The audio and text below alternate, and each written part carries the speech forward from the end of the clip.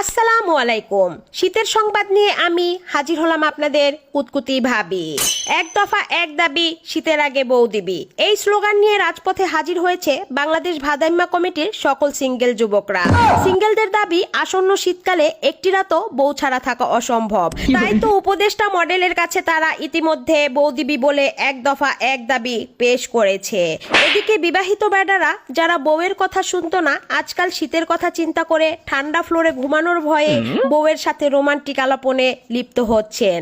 এবার জানা যাক মেয়েদের মন্তব্য।